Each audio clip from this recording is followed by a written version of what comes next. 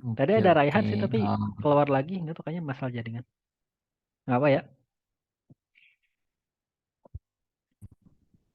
ya.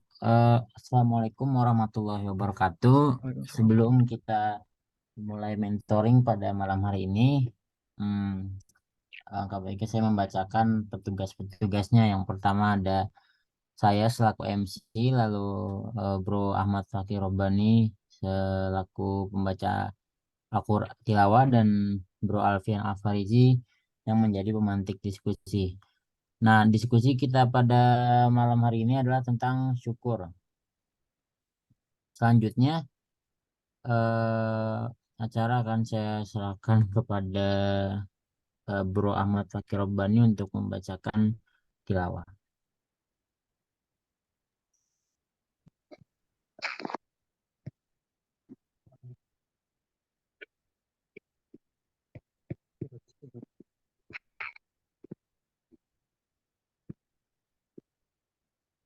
Ya. Bismillahirrahmanirrahim. Assalamualaikum warahmatullahi wabarakatuh.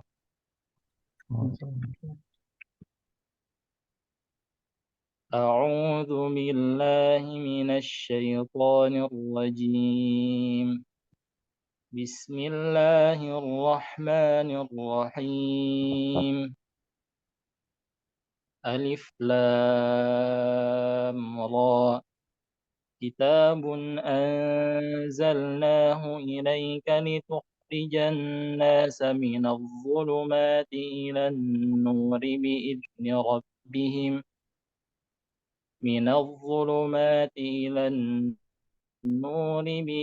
ربهم إلى صراط العزيز الحميد. الله الذي له ما في السماوات وما في الأرض، وويل للكافرين من عذاب شديد.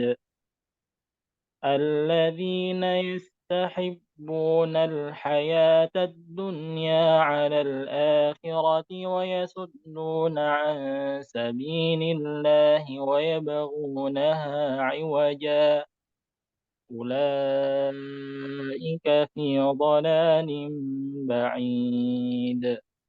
وما أرسلنا من رسول إلا بلسان قومه ليبين لهم، فيضل, فيضل الله من يشاء ويهدي من يشاء، وهو العزيز الحكيم. ولقد أرسلنا موسى بآياتنا أن أخرج قومك من الظلمات إلى النور وذكرهم بأيام الله، إن في ذلك لآيات لكل صبار شكور. وإذ قال موسى لقومه اذكروا نعمة الله عليكم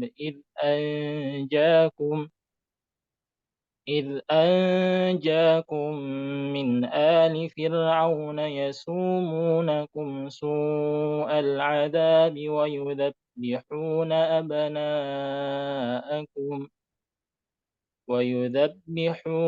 أبناءكم ويستحيون نساءكم، وفي ذلكم بلاء من ربكم عظيم. وإذ تأذن ربكم لئن شكرتم لأزيدنكم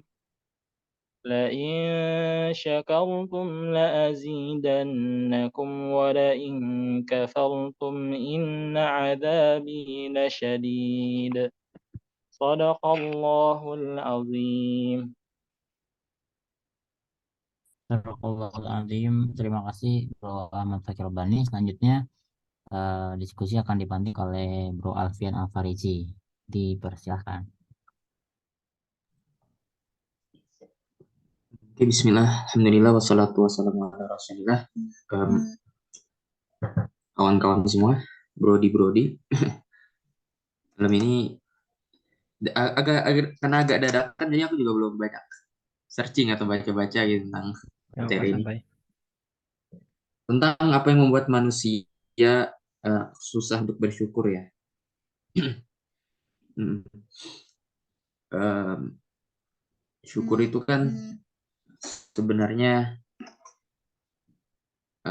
apa ya, ungkapan terima kasih kita gitu ya kepada Allah, kepada manusia juga kadang kalau kita dibantu gitu. Tapi manusia itu susah atau sulit untuk bersyukur, apalagi atas nikmat-nikmat yang banyak. Ya tadi baru beberapa menit yang lalu lah googling gitu, coba cari baca-baca. Eh, aku dapat kesimpulan sementara. Ya sebelum kita diskusi mungkin nanti ada kesimpulan lain. Emang sifat dasar manusia itu kufur nikmat. Sifat dasar atau alamiah manusia itu nggak puas, susah untuk puas, susah untuk nerima, kufur, nggak bersyukur. Sampai itu apa ya, klaimnya Allah gitu dalam Al-Quran. Dalam surah apa ini? Surah Ibrahim ya. Innal insana la zalumun kafar. Manusia itu benar-benar zalim sama benar-benar kufur. Jadi klaimnya Allah aja udah ngasih sifat itu gitu ya. Jadi memang tadi yang dibacain sama Bro Ahmad Fakih itu kan ayat yang kita hafal juga ya. Bagi orang yang bersyukur itu Allah siapin bukan main-main tapi nikmatnya tambah-tambah terus. Jadi yang pertama memang sifat kita itu ya sifat yang kurang bersyukur itu naluriah manusia. Kalau yang kedua kira-kira yang bisa bikin manusia susah untuk bersyukur itu dia banyak banding-bandingin sama orang lain padahal banyak faktor lain yang mungkin dia nggak tahu gitu ya. Jadi dia menganggap dirinya ketinggalan jauh, dianggap orang lain kan jauh lebih unggul gitu ya. Padahal keunggulan orang lain itu kan pasti ada faktor-faktor yang juga dia berjuang di balik itu dan seterusnya. Nah itu yang dia nggak punya. Jadi dia nggak bersyukur cuma ngelihat apa ya hasilnya aja gitu. Dia membandingkan hasilnya. Padahal ada progres atau proses di belakang itu yang orang pasti lewatin di situ. Jadi kalau orang bisa ngelihat itu, dia bisa nikmatin dan menghargai setiap proses, harusnya orang itu jadi lebih bersyukur atas apa yang dia punya hari ini. Terus di antara penyebab manusia itu susah bersyukur yang tadi aku baca-baca juga, yang pastinya dia terlalu apa ya membatasi suatu keberhasilan itu pada pencapaian tertentu aja, misalnya kayak kekayaan. Jadi kalau belum kaya, ya dia nggak akan bersyukur. Meskipun dia dikasih nikmatan lain, dia kasih nikmat sehat, keluarga yang harmonis, dia dikasih apa kemudahan, mungkin pendidikan juga, gitu. Nah ini diantara yang aku baca dari sebab-sebab manusia susah bersyukur tadi. Mungkin dari teman-teman yang lain ada yang lain diskusi, aku persilahkan dibuka.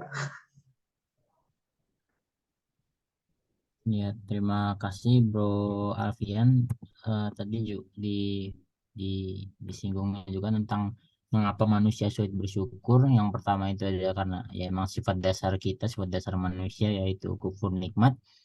Yang kedua, manusia juga suka membanding-bandingkan hal-hal yang sebenarnya nggak bisa kita bandingin gitu kan. Kita nggak tahu usaha orang itu. Kita cuma lihat hasil ya kan, apa yang bisa dibandingin gitu kayak eh, kan kalau kita membandingkan sesuatu itu harus harus jelas semua kayak apa yang mereka lakukan apa aja yang mereka lakukan apa yang A lakukan apa yang B lakukan terus kita bandingin cuman kadang-kadang kan orang banding-bandingin cuma lewat hasilnya aja jadi kayaknya nggak bisa jadi perbandingan itu terus yang ketiga karena manusia suka em, menganggap suatu nikmat mengikat suatu nikmat itu dengan hal-hal yang duniawi tadi.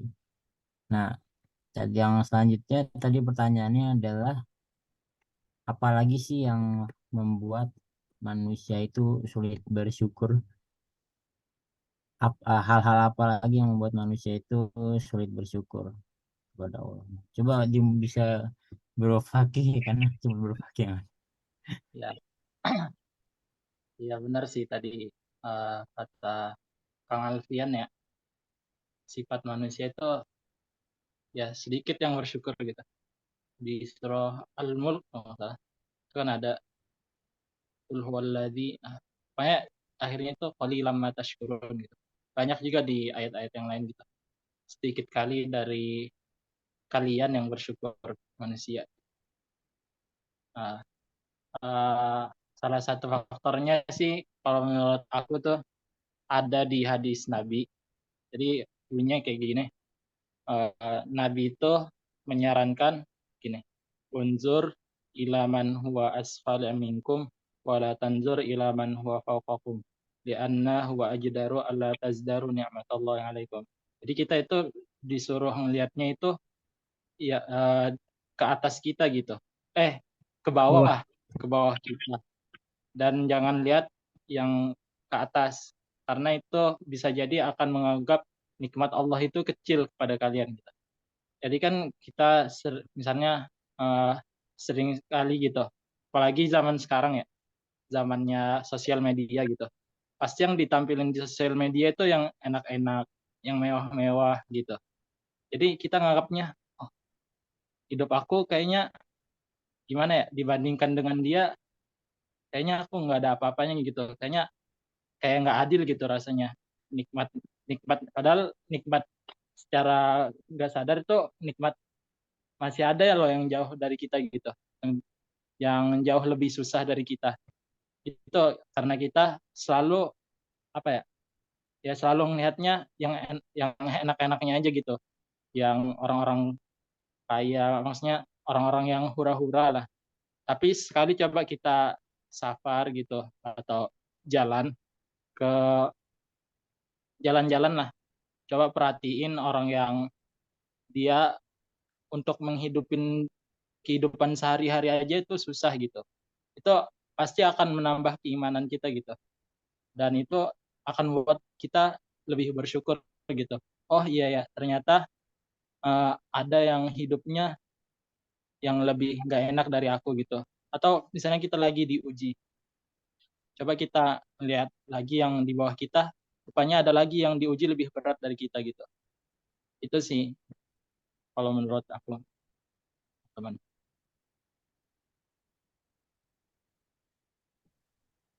Ya, mantap Bro Fakih tadi udah eh apa ngebawain hadis juga tentang apa ya kita harus lihat orang yang di bawah jangan melihat yang di atas karena kalau melihat di bawah kita paling tidak akan menumbuhkan rasa syukur. Aku boleh nambah lagi. Nah, Boleh. oh ya, sama tadi maksudnya ngelihat orang yang di bawah itu dalam hal duniawi ya. Hmm.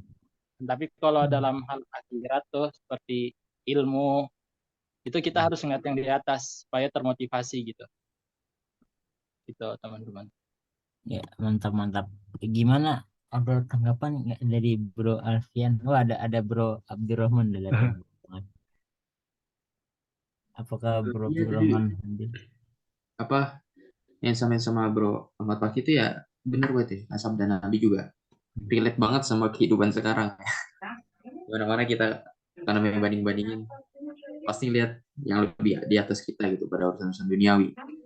Kalau urusan agama kan kita akan kebanyakan gitu ya manusia biasa-biasa aja lah gitu. Jadi seakan-akan terbalik di situ stereotipnya. Kenapa tadi di tengah pikiran-pikiran pertanyaan-pertanyaan apa menggelitik. Gimana kalau ada yang sampai ngejar sesuatu gitu ya? Ada nggak kaitan sama kurang bersyukur sama ambisi seseorang itu? Kayak dia seakan kayak ngejar sesuatu banget. Jadi apakah dia termasuk kurang bersyukur gitu? Karena dia akan kayak tertekan kalau dia belum dapat apa yang dia mau. Misalnya, ya kalau dulu SMA mungkin masuk kampus gitu, kita nggak bisa masuk kampus impian. Dan dia sebenarnya bisa masuk kampus lain. Apakah menurut teman-teman gitu ya? Kira-kira bisa dianggap nggak apa ini kurang bersyukur yang emang harus dihindari atau gimana terkait obsesi atau keinginan kuat seorang?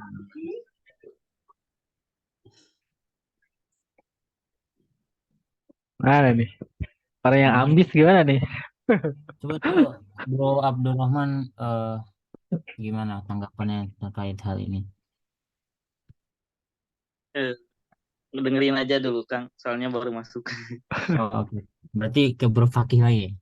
Eh, ya udah, aku pengen nanggapin dikit tuh sebelum Bro Fakih. Eh, mungkin kayak tadi ambisi dan apakah orang itu ambisi atau kurang bersyukur ya? Menurutku kalau kita hubungin sama pembahasan kita yang kapan ya? Dua minggu lalu apa? Kapan ya? Tentang apa namanya? Yang kita boleh memimpikan sesuatu, cuman pada akhirnya itu kan ada di tangan Allah kan, ya. Ke itunya apa keputusannya. Jadi menurutku kita perlu ambisinya itu di hal-hal yang eh, fundamental gitu, kayak yang ya kayak waktu itu disebutin apa namanya, kayak eh kayak apa ya bahasanya ya. Ya, mungkin lanjut ke Bro Fakih dulu. Lebih Ingat-ingat dulu, ingat dulu. Gimana tuh Kang tadi pertanyaannya? itu terkait orang yang mengejar sesuatu, apakah dia dikategorikan bagaimana dia bisa dikategorikan sebagai orang yang kurang bersyukur atau emang dia ambisius gitu. Bagaimana cara membedakannya gitu, orang orang yang mengejar sesuatu itu, yang sangat-sangat ingin sesuatu. Benar nggak tadi? Aku lagi mikir.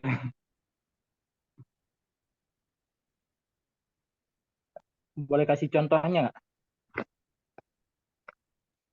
Iya tadi aku kan kasih contoh kayak anak-anak yang mau masuk kuliah gitu. Dia ambisi banget masuk ke kampus impiannya. Secara ini dia bisa masuk ke kampus lain yang nggak jelek-jelek banget lah gitu ya. Tapi dia ambisi banget gitu. Dan sampai kalau misalnya dia nggak dapet ya bakal, kalau kita anak kita sekarang sebut kena mental gitu. Yang kayak gitu itu kurang bersyukur atau memang normal gitu menurut teman-teman. Aku ada contoh lain, Nah, yes. Bangga. Nih, nanti dikonfirmasi ini contohnya bener apa enggak. Contohnya mungkin kayak kayak ini, kayak di dunia kerja. Misal kita lagi di pangkat yang rendah gitu, terus kita naik pangkat, gajinya udah makin tinggi, tapi kita masih nggak apa ngerasa nggak puas dengan pencapaian itu, dan kita ngerasa ingin lagi untuk bisa mencapai hal yang lebih tinggi lagi gitu. Dan bahkan mungkin dalam beberapa kasus beberapa orang bahkan menggunakan berbagai macam cara untuk bisa mendapatkan jabatan yang mereka inginkan itu, yang mungkin itu sesuatu hal yang apa namanya, tidak sesuai dengan syariat ya, nyogok lah apalah. Bahkan beberapa, ya aku juga ada pengalaman beberapa ini ya, beberapa kenalan yang ketika di tempat kerja mereka saling sikut-sikutan karena pengen dapat jabatan yang lebih tinggi. Bahkan ada beberapa orang yang udah dapat jabatan yang lebih tinggi, mereka eh apa namanya, kerjanya nggak bener gitu, cuma nyuruh-nyuruh doang, tapi dianya sendiri nggak ngelakuin apa-apa. eh atau misalnya di ini ya, di perpolitikan gitu, kayak udah jadi kepala desa atau udah jadi apa namanya, udah jadi wali kota, oke, terus habis itu pengen jadi ini apa namanya, bupati ya, habis jadi bupati pengen jadi presiden misalnya. Nah itu ambisi-ambisi kayak gitu, apakah karena memang dia enggak puas dengan sebelumnya, dan karena ketidakbersyukurannya dia sehingga dia eh, apa namanya, masih masih menginginkan hal yang lebih lagi, atau gimana gitu, gitu bukan Fian? Nah, benar-benar. Oh iya iya. Itu sih sebenarnya ada dua ya. Kita bisa bersyukur bisa enggak gitu. Tergantung niat. Jadi ya gimana ya? saya tadi kayak pengen masuk kampus. Dia kan dikasih Allah punya kelebihan ya, kepintaran gitu untuk masuk kampus ITB misalnya. Jadi ya dia sangat eh, ya memanfaatkan nikmat itu gitu.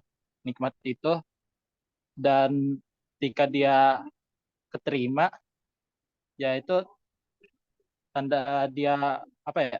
Udah bersungguh-sungguh lah. Makanya pengen memaksimalkan nikmat Allah yang diberikan kepada dia gitu. Itu bisa jadi bersyukur ya.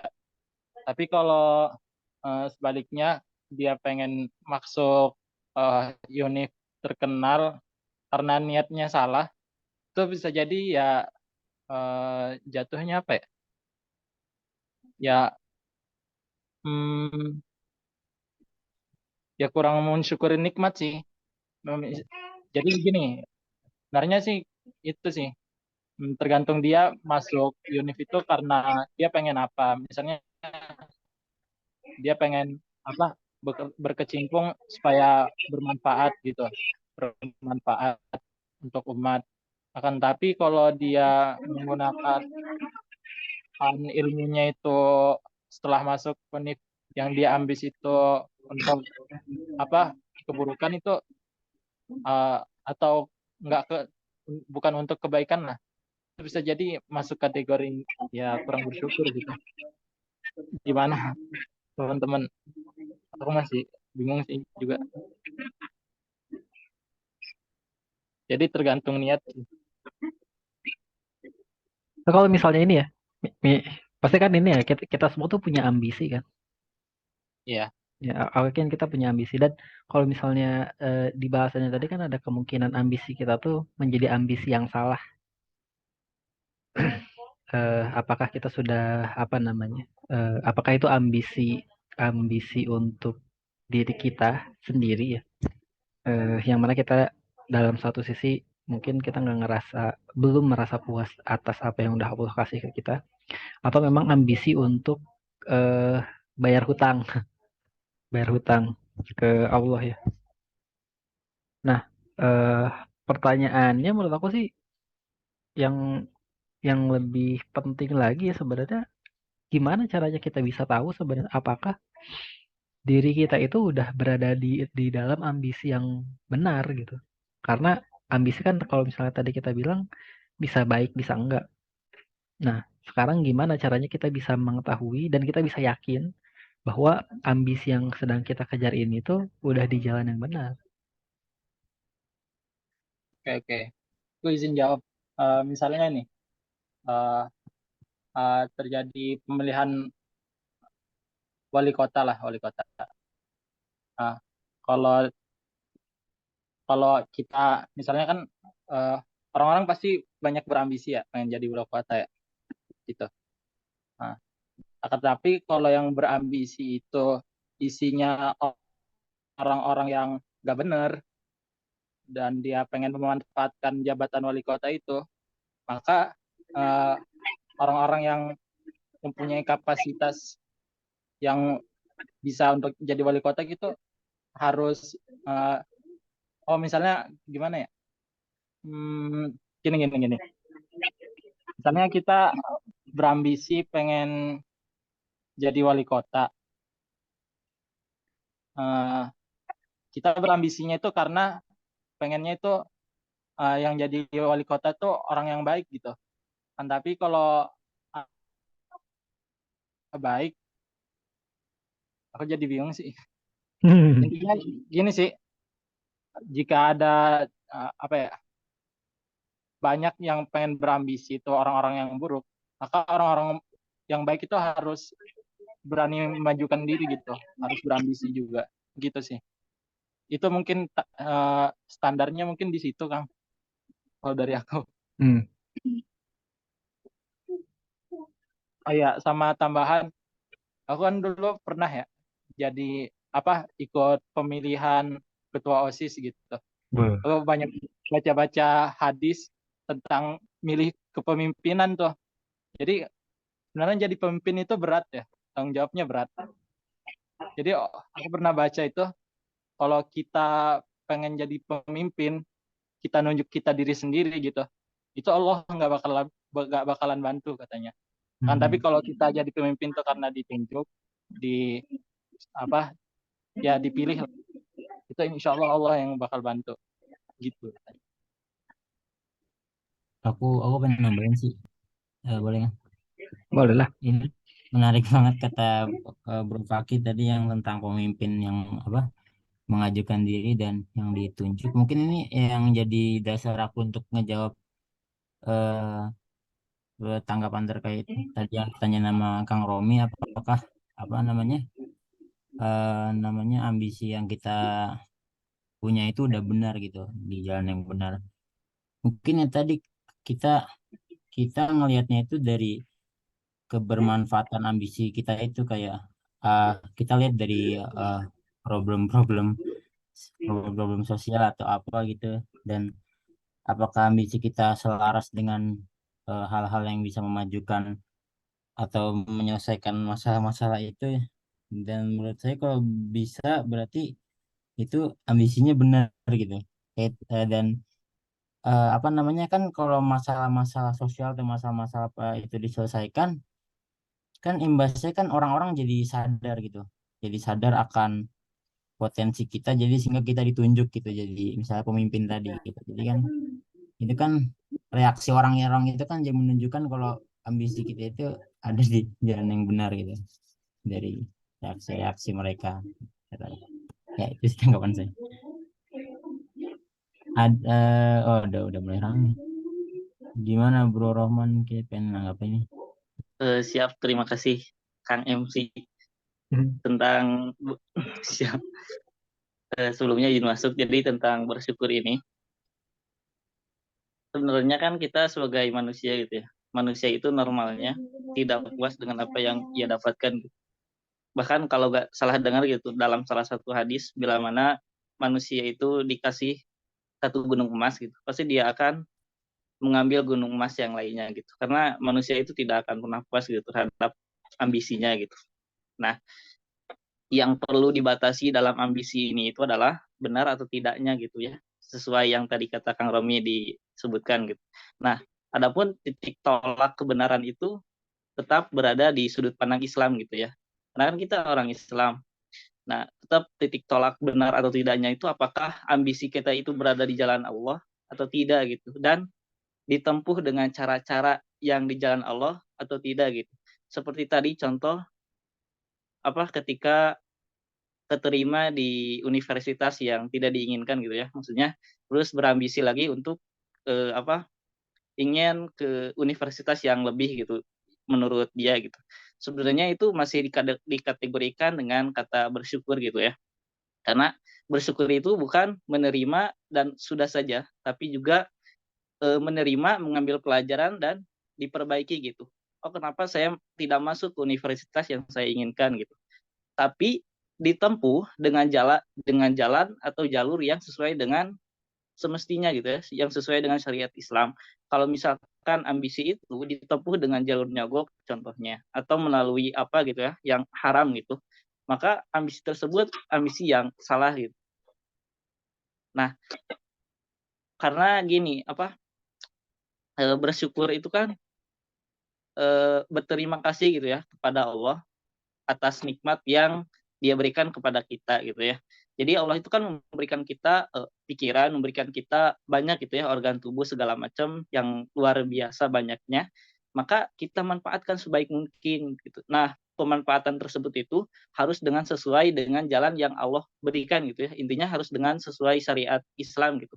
Kalau misalkan di luar syariat Islam, maka kita kufur gitu terhadap nikmat Allah yang telah diberikan kepada kita. Bahkan ajabnya pun kan kalau dalam Al-Quran, dalam surat Ibrahim, potongan dalam surat Ibrahim kan ada tuh, la in syakartum la azidannakum wa la in kafartum inna adzabi lasyadid. Apabila kita bersyukur maka akan ditambah nikmatnya, dan apabila kita tidak bersyukur atau kufur maka akan diazab dengan azab yang sangat pedih gitu. Nah, dilihat dari konteks ini, kenapa karena tidak bersyukur aja kita bisa mendapat azab yang sangat pedih gitu. Padahal kan kalau misalkan secara pandangan umum bersyukur itu ya udah berterima kasih aja gitu ya. Tapi sebenarnya ada makna yang lebih dalam gitu. Bagaimana kita manfaatkan nikmat yang telah Allah berikan kepada kita gitu. Kalau misalkan dimanfaatkan dengan hal-hal yang buruk, contohnya mata melihat tidak yang semestinya, tangan digunakan dengan yang tidak semestinya, nah kan akan membuat berbagai hal di luar yang Allah inginkan gitu ya. Nah maka azabnya pun akan semakin pedih gitu. Itu sedikit tanggapan dari saya.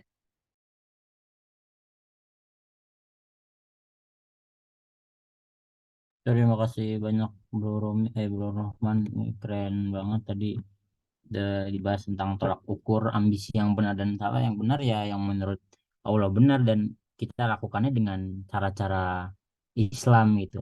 Dan tadi juga karena bersyukur berarti berterima kasih kepada Allah. Rasa terima kasih itu harus kita tunjukkan dengan cara-cara yang baik juga gitu.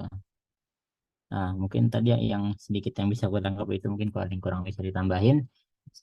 Ini ada tambahan personel, apakah ada yang ingin memberikan tanggapan dari Bro Nuriana Yusuf dan Bro Raihan Hadi? Tadi itu terkait eh, bagaimana menentukan apakah ambisi yang kita punya itu merupakan ambisi yang salah atau ambisi yang benar, bagaimana cara menentukannya. Oke. Tentang ambisi yang salah dan ambisi yang benar. Iya, tadi Cakupannya, ya. cakupan pembahasannya luas ya berarti ya. Tadi sih itu apa namanya kita kaitin juga apakah sebelumnya tuh bagaimana dengan orang-orang yang mengejar misalnya tadi tuh dicontohin pangkat pekerjaan atau status apa gitu, apakah dia itu orang yang mempunyai ambisi yang mempunyai ambisi yang baik atau kurang bersyukur gitu. Oh ya, oke. Nah, Jadi, gitu lah, aku agak nolak nih, tapi nggak apa. Semoga. jadi gini, kalau menurut aku semua ambisi itu baik baik atau buruk itu tergantung kitanya, tergantung niat kitanya. Kayak misalkan kita kuliah, mungkin ada beberapa orang yang kuliah itu emang berambisi segala macam untuk dapat nilai IP yang bagus, biar dapat pekerjaan yang bagus, biar dapat pangkat yang bagus. Tapi itu semua, kalau misalkan niatnya orientasinya ya untuk semata-mata menunaikan kewajiban kita sebagai Muslim untuk menuntut ilmu sesuai dengan syariat Islam, anjuran Islam, otomatis itu ambisi kita itu bisa dibilang ambisi yang orientasinya kepada akhirat, walaupun kita sedang mengerjakan mungkin pekerjaan-pekerjaan yang berbau dunia. Dan mungkin itu nanti pada akhirnya hasilnya itu bisa dicapai dua-duanya. Jadi dunianya dapat, akhiratnya juga dapat. Terus kalau untuk masalah ambisi yang buruk, mungkin kebalikannya. Jadi ketika orang itu berambisi, aku harus dapat IP yang bagus, aku harus dapat pekerjaan yang bagus. Tapi itu semua emang semata-mata hanya untuk karena IP, hanya untuk karena nilai, tapi dia apa ya? Tapi dia tidak mengorientasikannya itu kepada akhirat, dia mengorientasikannya kepada Allah gitu. Sebenarnya di zaman-zaman kuliahan sekarang banyak ya orang-orang yang begitu. Uh, ya, padahal kalau prinsip saya dari dulu namanya contohnya ini ambilnya belajar aja ya karena kita kan masih kuliah, masih sama-sama belajar gitu. Nah, jadi kalau aku tuh prinsipnya dari dulu eh, namanya belajar ya udah belajar aja gitu. Segiat mungkin untuk hasil akhir atau apapun nanti walaupun ambisi kita tinggi ya udah itu terserah Allah gitu. Yang penting jadi biar apa ya biar nggak sia-sia ketika misalkan kita capek-capek belajar, capek-capek ambisi tapi misalkan nggak dapet apa yang kita harapkan, tapi kan kita dapatnya pahala gitu. Tapi kalau misalkan kita uh, ambisinya gede, nggak ada niatnya karena Allah, tapi nggak dapat apa-apa kan jadi nol, sama-sama nol gitu loh. Jadi nggak dapat apa-apa sama sekali. Beda beda niatnya kalau niatnya karena Allah gitu. Udah sih gitu aja. Ini mantep ya, aku kalau ikut mentoring gini, terutama dengar-dengar diskusi dari teman-teman tuh langsung kayak ke remind lagi gitu. Ini lagi nyicil laprak, langsung ke-remind lagi. Ini saya harus kerjakan karena Allah gitu. Paham, keren keren. Nah, gimana nih? Ada tanggapan lain ya? Dan mungkin dari Kang Bro Nuryana Yusuf, bagaimana tadi nah ambisi yang baik dikaitkan dengan rasa syukur kita kepada Allah? Bagaimana? Kaitannya apa dengan pembahasan kita malam hari ini tentang syukur sendiri? Oke, Assalamualaikum bro-bro semua, Kang Romi, Nah, Assalamualaikum. Maaf banget bro-bro baru bisa gabung lagi di mentoring kali ini. Ini menarik banget nih, ininya apa temanya? Kayaknya temanya kalau misal disambungin atau dikorelasiin, nyambung banget sama yang aku alamin baru-baru ini. Mengenai dengan ambisi sama rasa syukur ya. Nah, kalau semisal ambisi itu teman-teman, kalau semisal aku boleh nambahin tadi sedikit yang udah ditambahin sama Kang Raihan. Emang ambisi itu teman-teman perlu juga, tapi hubungan sama ambisi itu juga enggak selalu sama hubungannya tentang diri sendiri. Kadang emang ambisi itu ada hubungannya sama Allah, ada hubungannya sama manusia, atau hablum minallah sama hablum minannas. Kalau misal kita sambungin lagi ambisi dan rasa syukur, sebenarnya segala sesuatu itu pasti ada hubungannya sama rasa syukur, termasuk ambisi itu sendiri. Yang aku alami nih, teman-teman semua, di sini ada anak UIN nggak? Ada anak UIN? Oh, atau aku Saya aja ya? Kang, masa Oh, lupa. oh iya, Kang Abdul Rahman. Kang Abdul semester berapa? Aku lupa. Sekarang baru semester 3, 4, ya 4. Iya, iya. Oke, syukur alhamdulillah. Nah, teman-teman, kalau semisal kita apa sih sambungin korelasi antara ambisi itu sama rasa syukur, tentu hal tersebut emang ada korelasinya, ada sambungannya, karena setiap ambisi pasti harus bersyukur juga, karena selesainya ambisi adalah selesai dari apa yang kita kerjain gitu. Berarti kalau misal udah selesai ya harus dikerjain. Cuma korelasinya sama yang aku alamin baru-baru ini emang agak apa ya, agak krusial gitu. Ternyata aku baru sadar hubungan ambisi tersebut bukan hanya tentang diri sendiri aja, bukan hanya perkara hubungannya sama Allah aja, tapi hubungannya sama minannas, sama antar manusia. Dan salah satunya itu perkara tentang etika, teman-teman. Ini boleh aku ngangkat kisah aku sendiri, tapi ini sebatas sebagai rasa pembelajaran aja ke teman-teman semua. Aku kemarin qadarullah gagal sidang bulan ini, dan salah satunya itu karena hal tersebut. Aku terlalu ambisius sama diri aku sendiri, pengen sidang hari itu juga, tapi karena dosen pembimbingnya kalau di UIN ada 2, ada dosen pembimbing 1 sama dosen pembimbing 2. Aku pertama ketemu sama dosen pembimbing kedua, terus dosen pembimbing keduanya ngomong, ya udah kamu kerjain dulu, nanti kalau semisal udah selesai baru ke saya. Tuh. Terus ya udah kamu bimbingan aja sih sama dosen pertama gitu, ada dosen kedua.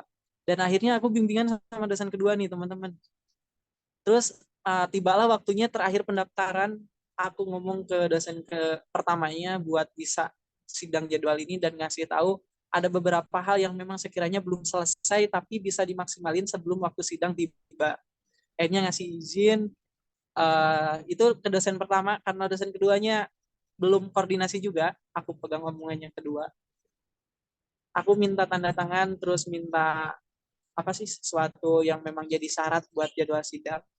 Tapi qadarullah dari dosen keduanya nggak ngasih, teman-teman.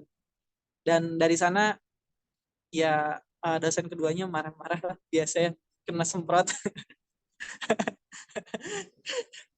Tapi di sana aku jadi sadar ternyata hubungan tentang ambisi ini tidak hanya tentang aku pengen cepat-cepat lulus, aku pengen cepat-cepat sidang, aku berdoa kepada Allah, ya Allah lancarkanlah, kuatkanlah segala sesuatunya, lancar semuanya, tanpa ada koordinasi sama dosen kedua itu, teman-teman.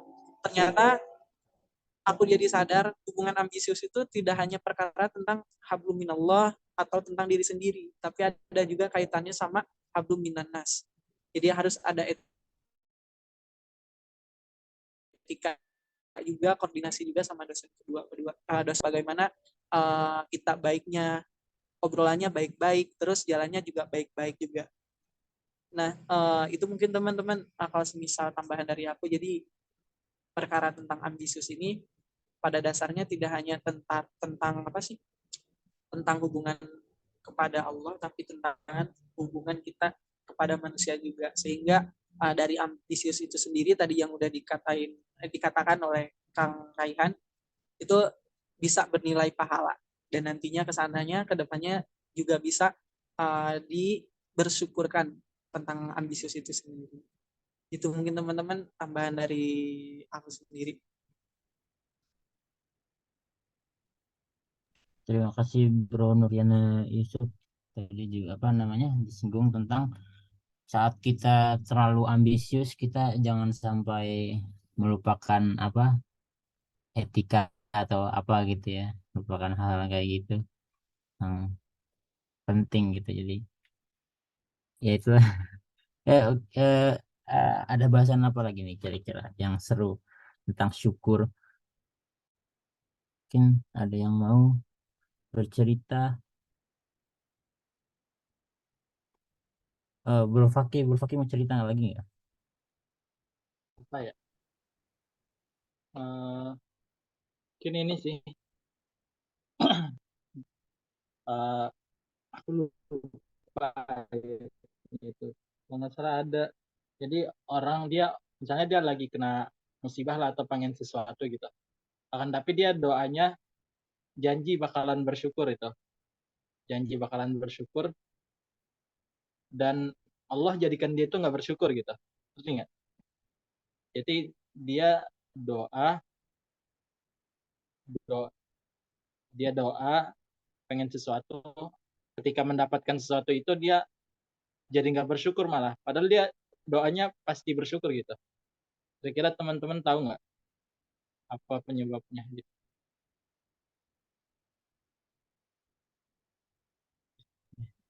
Oh, Aku juga masih bingung. itu Bro Nuriana, Bro Nuriana ada angkat tangan, mungkin ada yang ingin diomongkan. Itu tadi mau bertanya, tapi kayaknya tadi kalau misal nambahin yang kaki tadi tuh, jadi bilang dia teh berdoa untuk meminta rasa bersyukur setelah melakukan ambisius itu bukan sih? Tapi nggak dikasih kebersyukuran setelahnya. Iya, Jadi kalau aku pribadi ya, berarti batasan dari bersyukur itu sendiri, dia ngebatasin bahwasanya selesai kegiatan, tapi sebelum kegiatan itu dia tidak bisa bersyukur. Makanya rasa kebersyukuran itu sebenarnya tidak bisa dihasilkan ketika kita selesai melakukan sesuatu. Tapi rasa bersyukur itu bisa dilakukan ketika sadar bahwa kita teh udah dapat sesuatu itu, meskipun belum selesai gitu.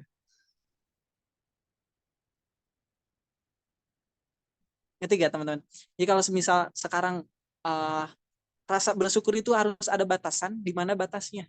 Kalau semisal batasan itu nggak bisa ditempuh, kamu bisa bersyukur apa enggak sih?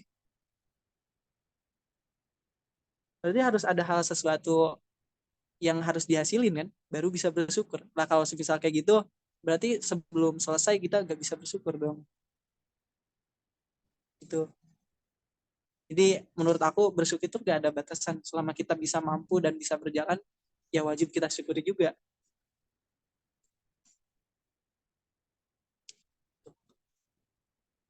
Barangkali dari bro-bro semua yang lain boleh.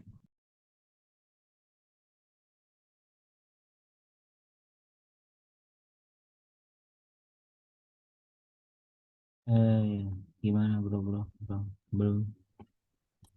Aku juga tadi nangkapnya kayak gitu sih.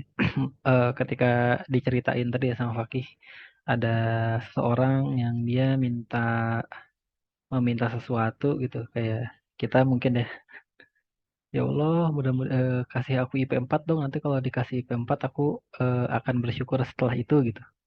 Artinya kan dia sebenarnya mensyaratkan syukur gitu. Dia membuat syukur itu jadi bersyarat apa namanya? eh jadi punya syarat tertentu baru dia harus apa akan bersyukur. Padahal apa namanya? Segala hal yang sedang dia alami, yang sedang dia rasakan itu bisa disyukuri juga.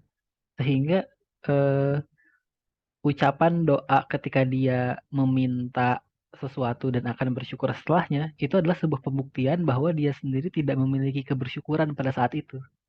Makanya wajar ketika diberikan apa? Diberikan sesuatu yang sesuai dengan harapannya dia gitu. Misalnya tadi dapat minta IP 4 dan ternyata dikasih IP 4, dia nggak bersyukur atas IP 4-nya itu, karena memang dia dari awal nggak punya kebersyukuran dengan ucapan doa dia yang kayak gitu. Menurut aku sih gitu sih, yang aku pikirkan kan, yang aku pikirkan. Iya Kang, aku nambahin dikit. Nah, kalau semisal kebersyukuran tersebut dibatasi sama hal yang kita pinta di dunia, berarti nanti di akhirat gimana bersyukurnya? Dan Bener sih. ketika kita nanti minta sesuatu, ketika ya Allah saya pengen ke surga, saya bersyukur banget nih kalau misal bisa ke surga. Berarti pas di dunia gak bersyukur ya. Hmm. Jadi kalau semisal bersyukur itu menurut aku gak ada batasan, dan gak ada salahnya juga kalau misal kita minta kita dibersyukurin. Cuma selama kita apa sih sadar bahwa kita harus bersyukur, ya saat itu juga kita bersyukur gitu. Hmm. Jangan nunggu dulu harus ini, ya Allah saya pengen mobil baru bersyukur, gak bisa. Jadi batasan bersyukurnya ketika punya mobil, ketika mobilnya rusak gak bisa. Enggak. Itu teman-teman. Ya, ya, ya, ya.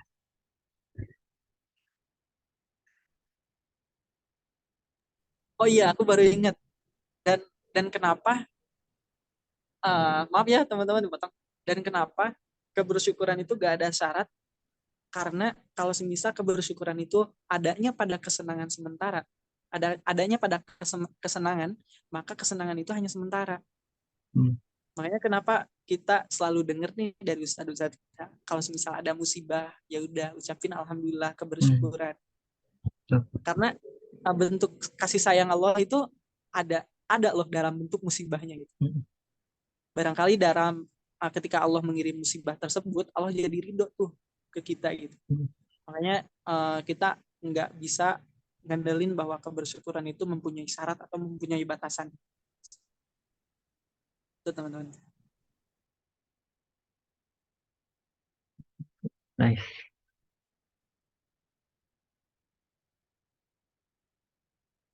Mantap, mantap.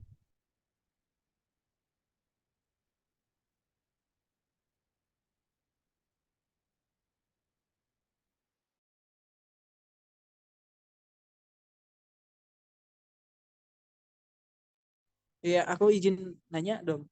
Boleh? Atau ada tambahan lain nih dari bro-bro yang lain? Belum kayaknya, nggak apa-apa, gaskeun nih. Sebenarnya kalau semisal rasa syukur terkecil itu bisa dibilang dari apa sih? Itu Maksudnya teman-teman gimana tuh? hal terkecil apa yang harus jadi bukannya kalau semisal kebersyukuran tersebut kita harus terus-terusan disyukuri, maka hal terkecil apa yang patut kita syukuri pertama kali gitu? Pertanyaan sulit. Gimana nih guys? Aku pengen dong jawab dikit. Oh, Boleh. gas. Kayaknya waktu tuh hal yang harus kita syukuri banget gitu. Tapi nggak bisa ngitung waktu ya. Nggak, ini aku pengen Soalnya bisa kalau kita bisa olahraga terus biasa tuh kalau misalnya suruh plank atau suruh push up tuh kan plank misalnya plank ada waktunya gitu. Itu tuh kayak 5 detik terakhir tuh rasanya lama banget gitu. Kayak ini kapan selesai sih gitu. Kayak 1 detik tuh berharga banget gitu. Kayak itulah kayak kita tuh waktu itu ternyata sangat sangat sangat harus disyukuri waktu dalam keadaan seperti itu. Dan mungkin ya emang harus kita manfaatkan dengan baik jadinya waktu itu dalam setiap kegiatan kita karena emang seberharga itu kalau bangun ya gitulah. Aduh dia mau tahu ya gitu, makasih makasih. Oke, lanjut lanjut, siapa yang ingin menanggapi kait hal apa sih yang kita bisa syukuri gitu, hal terkecil apa gitu yang bisa kita syukuri sehingga kita rasa syukur itu selalu ada di dalam diri kita, nggak habis-habis gitu. Aku dong mau. Oke oke silakan. Mungkin hal terkecil apa yang bisa disyukuri yaitu masih bisa bernafas ya di hidup ini gitu. Karena pertama nikmat yang bisa disyukuri itu salah satunya kita dikasih hidayah sama Allah, kita memeluk iman Islam gitu. Sedangkan banyak orang-orang di luar sana yang hidupnya masih di jalan yang tersesat gitu kan. Sebenarnya aku mau nge-share mungkin pengalaman spiritual aku gitu. Uh, Mungkin kan di antara kita banyak yang Islamnya mungkin Islam keturunan ya. Jadi kayak dari ya emang ngikutin orang tuanya aja gitu. Cuman aku waktu itu kelas 9 SMP itu udah mulai berpikir gitu. Kenapa harus agama Islam gitu kan? Kenapa nggak Kristen gitu? Konsep ketuhanannya gimana sih gitu kan? Terus dari kitabnya itu emang benar ya Al-Quran itu benar-benar kitab dari Allah gitu. Aku cari kebetulan emang keluarga besar aku di Bandung itu memeluknya agamanya Kristen gitu. Karena omahku tuh mualaf kan.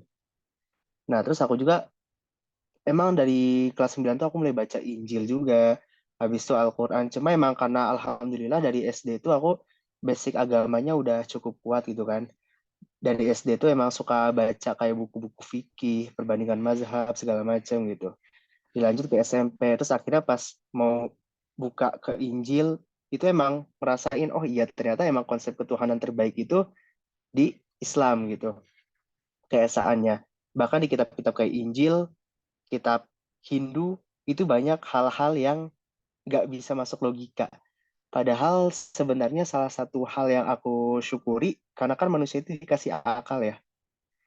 Jadi agama itu memang bukan untuk dipakai untuk berdasarkan logika.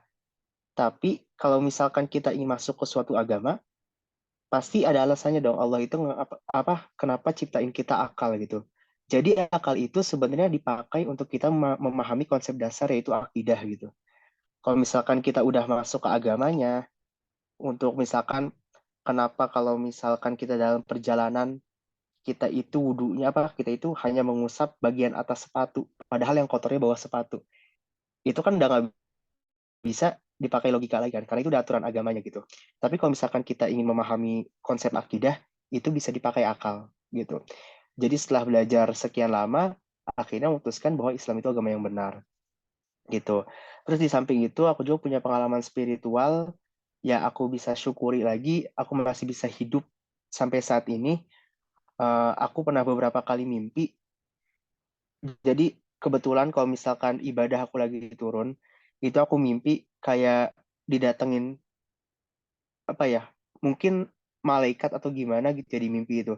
Soalnya bentuknya itu kayak orang pakaian jubah Arab, jubah putih, tapi dia itu dari cahaya, kayak tembus pandang gitu. Terus dia tiba-tiba nyeret aku ke neraka. Itu beberapa kali aku mimpi kayak gitu, kalau misalkan ibadah aku lagi turun.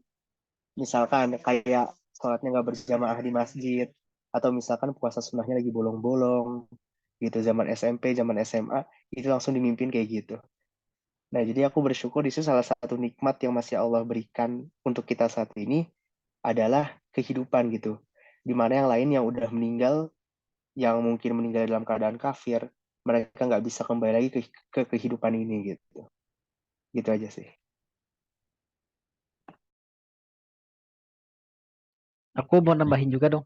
Ya Kan Allah, tadi keren. kalau dari Raihan ini ya, sesuatu yang apa yang perlu kita syukuri adalah kehidupan ya. Maksudnya karena Allah udah memberikan kehidupan kepada kita, udah menciptakan kita, kita perlu mensyukuri atas kehidupan ini. Tapi mungkin aku ingin menambahkan ya, karena aku rasa ini bisa jadi lebih sempurna ketika kita nggak hanya mensyukuri kehidupan ini, tapi juga mensyukuri pintu taubat yang masih Allah buka sampai kiamat menjelang ya. Entah itu kiamat kecil yang ketika kita mati ataupun nanti kiamat besar yang entah kapan nanti akan terjadi. Apa namanya? Karena eh, tadi ya ketika apa namanya Rehan bilang alhamdulillah ini kita masih hidup, banyak orang yang udah meninggal gitu. Tapi aku jadi kepikir banyak juga orang-orang yang udah meninggal itu mereka meninggal dalam keadaan yang dalam keadaan kafir gitu. Yang apa namanya? Ya, yang mungkin ya ujungnya udah jelas lah bakal kemana gitu kan. Yang itu nggak kita bawa. Sementara kita meskipun ini ya meskipun aku juga yakin pasti di antara kita semua nggak akan ada yang lepas dari dosa ya. Tapi ya alhamdulillahnya memang eh, pintu taubat itu masih terbuka lebar selama nyawa itu masih di kerongkongan kita gitu. Dan ini jadi salah satu nikmat yang perlu kita maksimalkan benar-benar untuk terus meminta ampun, meminta taubat kepada Allah agar eh, hati kita benar-benar dijernihkan, benar-benar dilayakkan untuk bisa masuk surganya Allah nanti ketika kita udah sampai di akhirat. Itu sih dari aku.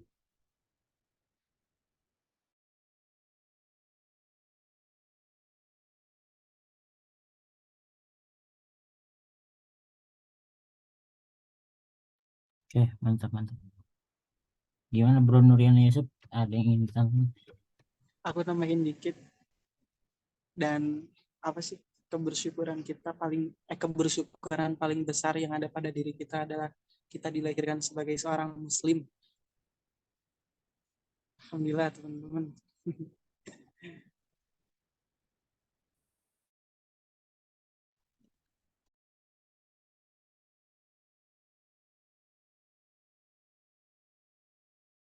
Ada lagi kah yang ingin menanggapi dari Bro Abdurrahman, Bro Alfian?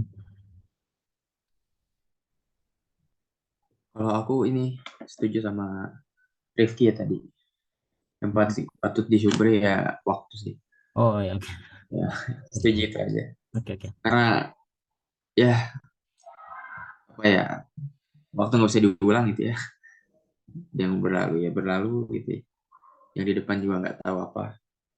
Jadi apa yang Allah karuniakan berupa waktu saat ini juga itu yang harus kita syukuri. Tobat juga yang tadi Bang Romi sampaikan terkait waktu gitu ya. Jadi waktu benar-benar harus kita syukuri. Dan banyak manusia, mayoritas manusia rugi kata Allah kan, gara-gara waktu. Dalam surah Al-Asr. Itu aja sih tambahan aku.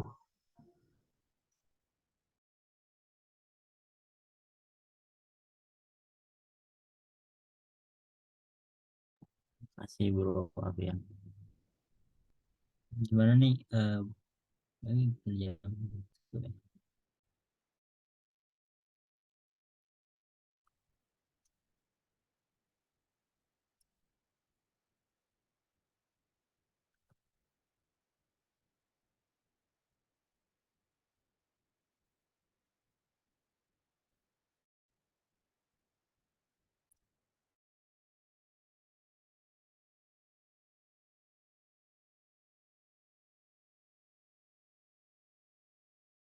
Halo.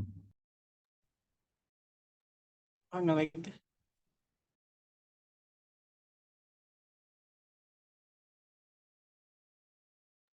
Oh, gimana? Ada yang mau nambahin lagi nggak?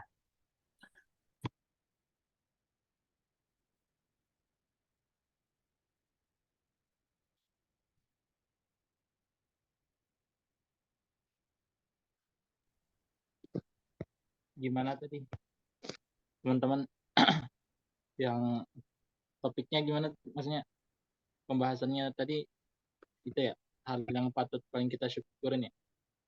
Ya.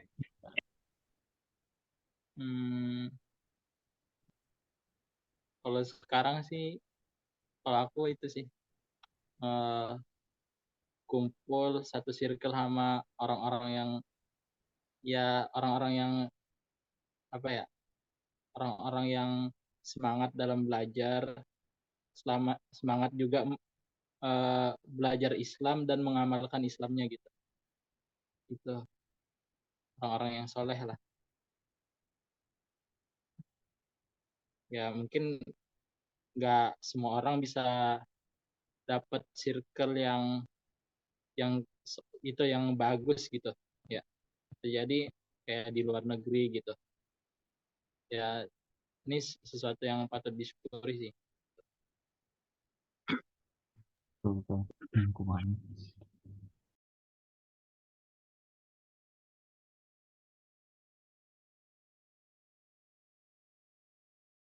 Oh iya, teman-teman, itu aku ngirim itu tadi, aku nyari-nyari ayatnya baru ketemu tadi yang orang yang dia kalau dia minta kalau kami diselamatin kami bakalan bersyukur, tapi Allah jadikan dia nggak bersyukur setelahnya gitu. Ya benar sih tadi yang kata Kang Romi, waktu dia berdoa aja itu udah tanda dia nggak bersyukur ya, maksudnya dia ngasih syarat gitu, untuk ngasih syarat supaya dia bersyukur. Itu kan ya emangnya nikmat yang dikasih Allah sama dia itu emangnya nggak ada gitu yang menjadikan dia harus bersyukur juga tanpa syarat gitu. Iya kan? Tuh, teman-teman.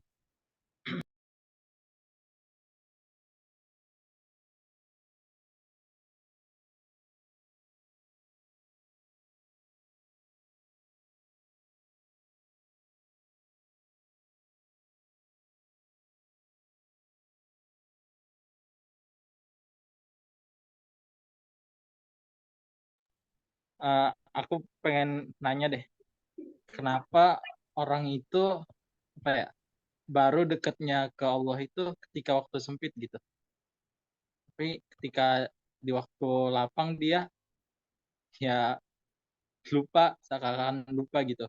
Apakah itu termasuk tanda tidak bersyukur gitu?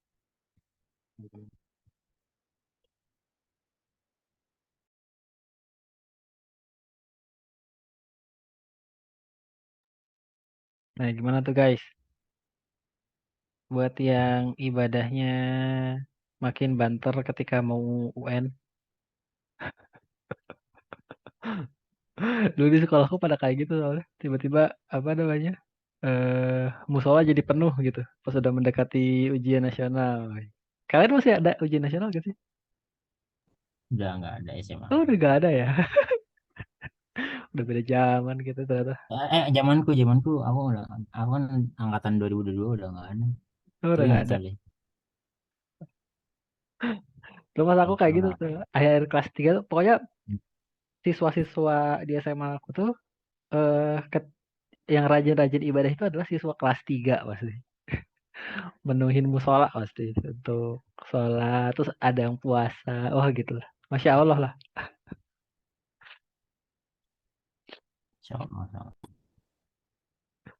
Dulu aku sempat gitu juga sih kalau lagi misalnya waktu SMP kan kalau masuk SMA kan juga suatu eh, yang diingin-inginkan kan masuk SMA bagus gitu.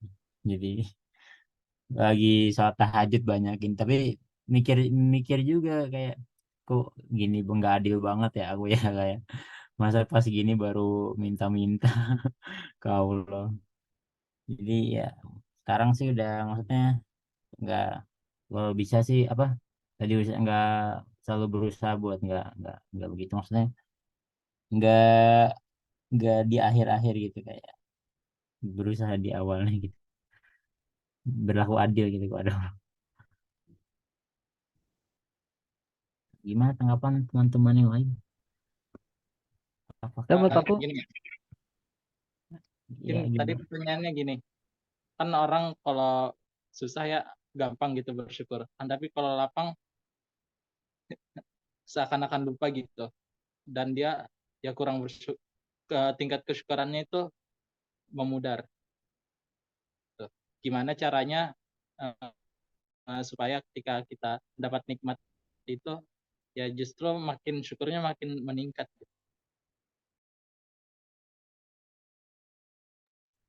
Aku mau nambahin dikit.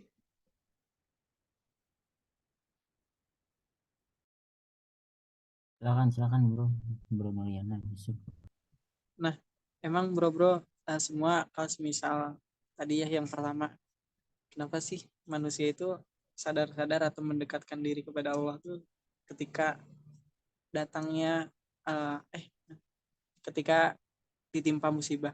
Nah itu tuh aku pernah dengar katanya, bentar ya, aku lihat ayatnya tadi itu. Oh iya, emang itu tuh udah termasuk ke dalam sifat manusia. Itu udah Allah jelasin di ayat Al-Quran surat Yunus ayat 12.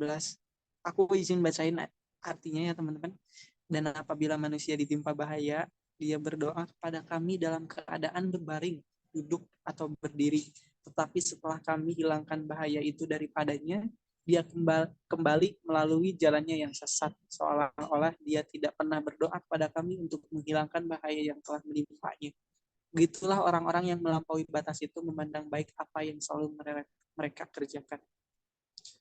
Jadi emang pada dasarnya manusia itu dia teh sadar ya, dia teh sadar. Contohnya dia teh sadar dia datang pas butuhnya aja, tapi gak ada pilihan lain, ya. Kalau misal dia pengen mempermudah, ya jalannya mau berdoa kepada siapa gitu. Masa berdoa kepada dosennya contohnya pengen dimudahkan dalam proses skripsinya, meminta maknya berdoa kepada dosennya gitu, iya dosen gitu, gak bisa kan teman-teman. Jadi balik lagi kepada Allah. Itu menurut aku ya bisa jadi sebuah kemunduran, bisa juga sebuah kemajuan. Majuannya dia sadar karena gak ada sandaran lagi selain Allah gitu. Dia berdoa juga kepada Allah, tapi di satu sisi dia lupa lagi gitu. Mundurnya setelah dia selesai kegiatannya, dia mundur lagi, malah nggak berdoa lagi. Dan itu teman-teman yang tadi kadang apa sih, bentuk bersyukur itu nggak cuma ucapan, dekatnya kita dengan Allah itu sebagai satu kebersyukuran gitu. Makanya kalau misal kebersyukuran tadi dibatasi sama ya ketika ada musibahnya aja, ya salah juga gitu. Berarti nanti setelah musibahnya berlalu, nggak bersyukur lagi, nggak berdoa lagi. Itu teman-teman tambahan dari aku.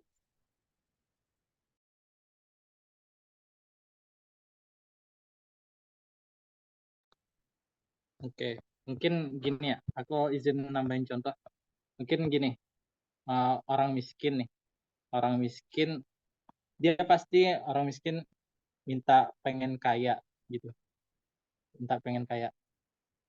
Nah, minta pengen kaya ke Allah kan. Terus kemudian dia kaya.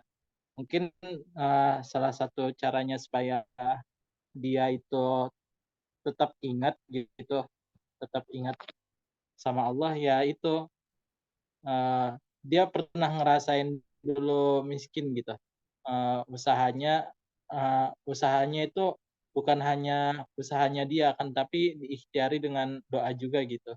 Jadi dia apa ya, ketika walaupun dia menjadi kaya, dia nggak lupa gitu bahwa hasil yang jerih payahnya itu bukan dari dia semua kan, tapi ada doa gitu. Itu sih. Gimana menurut teman-teman?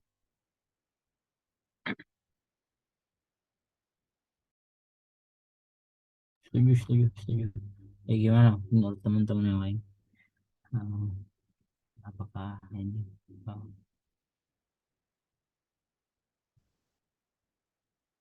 ada yang ingin mengeluarkan suaranya lagi? Nah, ya teman-teman, kadang emang aku izin nambahin tadi yang dari Kang Ahmad Fakih. Memang sesuatu itu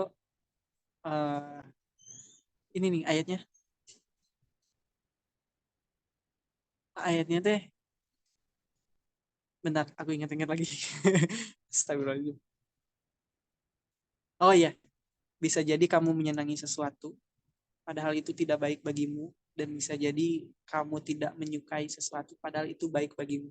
Kadang emang eh, ketika orang tersebut dikasih kemiskinan, karena Allah itu sayang kepada hamba tersebut, karena dengan miskin dia bakalan dekat dengan Allah gitu. Masih rajin berdoa, masih rajin bersyukur, masih rajin apa sih, senang dalam dalam kesederhanaannya. Karena emang ketika Allah kasih kemiskinan tersebut, Allah tuh suka, dan apa sih, apa ya bilangnya, kayak Allah tuh pengen hamba tersebut tuh dekat dengan Allah dengan kemiskinan itu teman-teman. Karena ada sebagian, aku pernah dengar, kalau gak saya ya, mohon nanti dikoreksi sama teman-teman, ketika banyak makan juga itu menjadi satu hal yang melupakan, dan banyak makan itu bisa diartikan dalam tanda kutip banyak harta juga bisa jadi melupakan penciptanya. Yang aku berpikir, ya mungkin dengan kesederhanaan juga, dengan kemiskinan itu Allah inginkan hamba tersebut dekat dengan Allah. Itu teman-teman.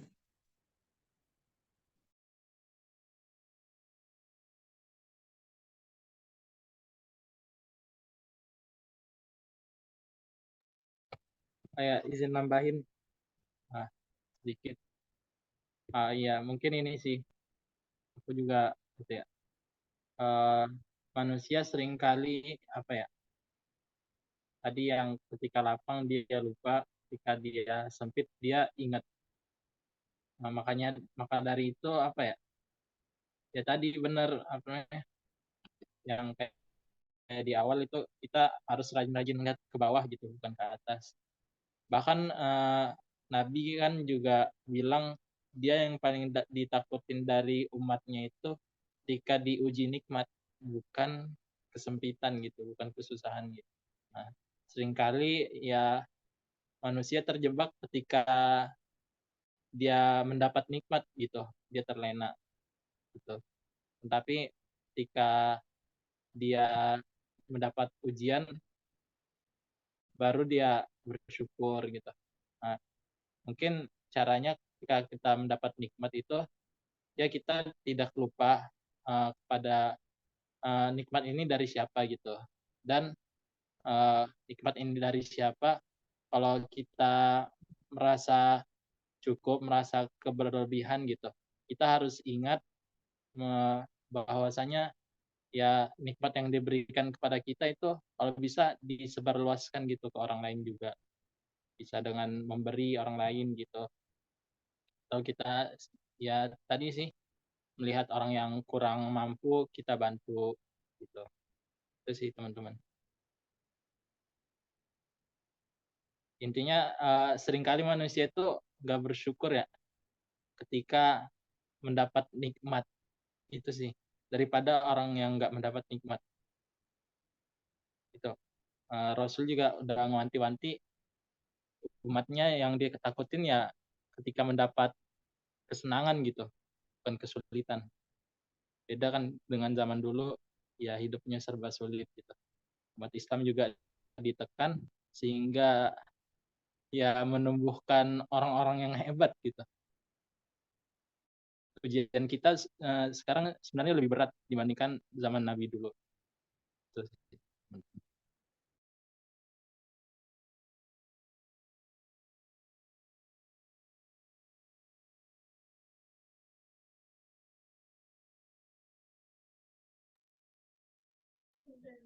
Teman-teman, aku izin bertanya. Mungkin nanti bakalan disambungin ya. Cuma dalam konteks pertanyaannya agak beda. Sebenarnya teman-teman, kalau misal kita berdoa nih, meminta dunia atau hal dunia itu dibolehkan gitu.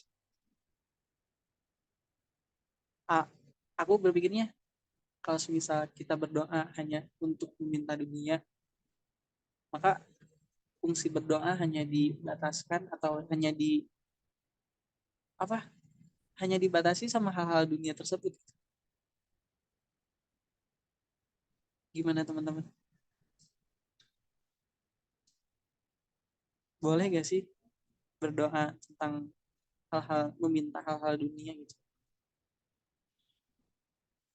Aku mau nanggapin dikit, boleh boleh aja sih sebenarnya. Tapi kalau ada yang lebih tinggi kan kita minta yang tinggi aja, akhirat gitu. Kan berdoa kan setinggi tingginya gitu. Kayak kita meminta yang terbaik pada diri kita, yang terbaik ya kita mendapatkan dua-duanya gitu. Kalau bisa dua kenapa satu? Gimana yang lain tahu? Kalau kalau aku boleh, asalkan ya ada niat terselubung gitu. Jika dia mendapatkan dunia itu maksudnya untuk akhirat sebenarnya gitu. Paham nggak? Ternyata dia pengen minta apa ya? Dia pengen minta mobil supaya bisa bahagiain orang tua atau istri gitu.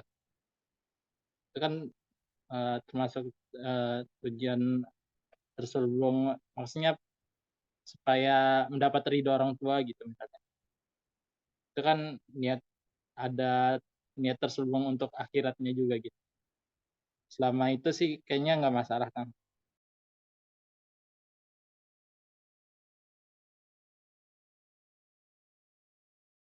Dan selama berdoanya kepada Allah ya, nggak ke dosen. Oh iya itu sih. Oh iya, aku juga pernah dengar katanya kayak gini nih. Ada dari siapa ya? Aku lupa lagi, gak tahu itu dari postingan Instagram, gak tahu bacaan-bacaan kita atau dari Ustadz. Aku pernah dengar kayak gini. Kalau semisal mau minta dunia kepada Allah, selipin juga katanya niat kita untuk akhiratnya. Contohnya kita, ya Allah, limpahkanlah hartaku seperti Korun supaya aku bisa bersedekah lebih besar dari sebelumnya, ya Allah. Menurut teman-teman itu bisa gak sih? Pernah dengar gak? Aku pernah dengar kalimat penjelasan kayak gitu. Jadi kalau misal minta harta, ya udah selipin supaya kamu bisa bersedekah lebih tinggi lagi di jalan Allah.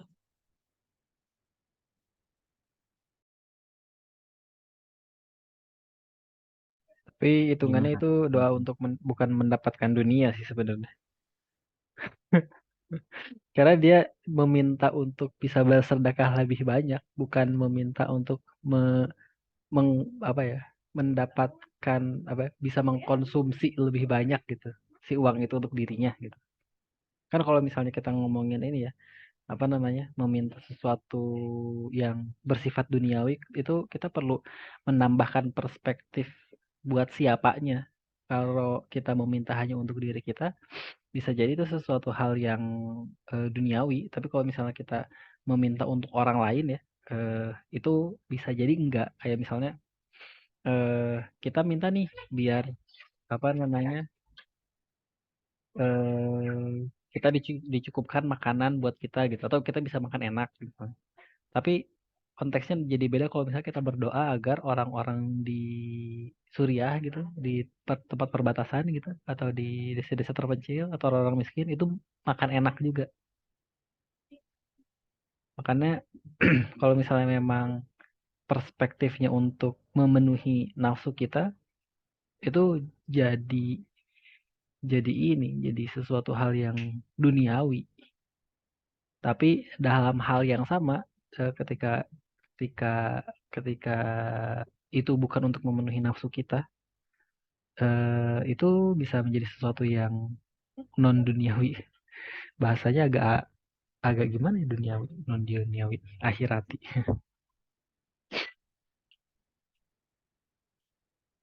Gitu sih menurut aku. Ya. Oh ya, aku mau nanya nih. Kalau uh, kali ini dikaitin sama ayat tadi tuh, orang yang minta keselamatan, dia janji bakal jadi orang bersyukur tuh, itu mirip gak sih? Maksudnya bedanya itu di mana ya? Aku masih bingung. Gimana tuh gimana? Tadi orang yang berdoa, jika dia diselamatkan, dia bakalan jadi orang yang baik gitu, orang bersyukur. Itu gimana tuh, Kang? Iya sih, bener juga ya. Berarti seharusnya orang yang meminta harta, enggak. Kalau kalau tadi ya, misal konteksnya gini, konteksnya eh, kita meminta harta agar bisa bersedekah lebih banyak, berarti kan saat ini kita sudah bersedekah tapi sedikit, iya gak sih? Kecuali kalau misalnya saat ini kita nggak apa belum bersedekah nih, padahal kita punya uang yang cukup ya untuk bersedekah. Terus kita minta minta minta dulu ke Allah ya supaya dikasih uangnya, baru nanti kalau misalnya dapat kita sedekah lah gitu. Nah mungkin itu jadi ini, jadi termasuk yang tadi. Dan nanti beda lagi konteksnya kalau misalnya memang kita termasuk orang yang ini ya, yang yang kelompok orang-orang yang bisa diberi zakat misalnya, kan fakir miskin misalnya. Kita meminta agar kan fakir miskin ini ya nggak harus sedekah sebenarnya kan.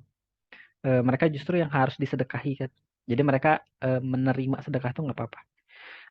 Nah, bisa jadi ketika mereka meminta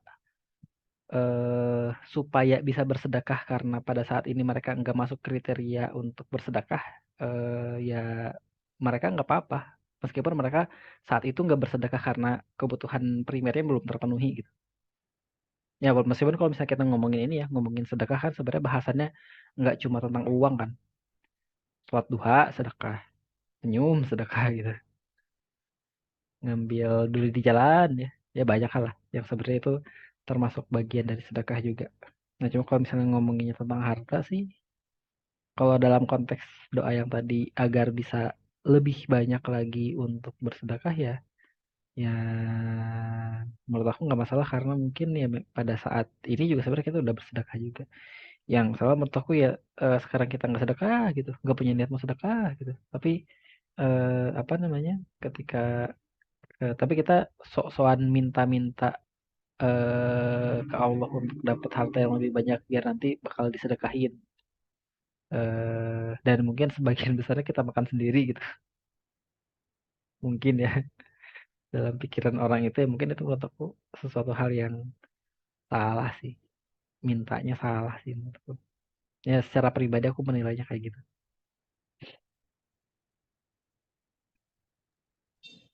Aku izin nambahin, aku juga setuju tadi sama yang Kang Romi sebutin, bahwa konteks dari dua hal tersebut, dua persoalan tersebut memang sekilas mirip tapi ternyata beda juga. Kalau semisal tadi aku lihatnya nih, kebersyukuran itu lebih kayak hubungan diri kita sama Allah, bersyukur gak atas apa yang diberikan sama Allah. Tapi kalau bersedekah itu kayak kayak kayak segitiga nih hubungannya. Jadi bukan hanya hubungan kita sama Allahnya aja dari hasil bersedekah, tapi ada hubungannya kita sedekah itu ke siapa, sama manusia. Itu teman-teman. Jadi kalau misal kita bersyukur, kenapa gak ada batasan? Karena letak kebersyukuran itu ada pada kesadaran kita sendiri. Nah kalau misal bersedekah itu ada hubungannya, konteks hubungannya sama manusia, sama orang yang kita beri gitu. Itu sih kalau misal aku lihat.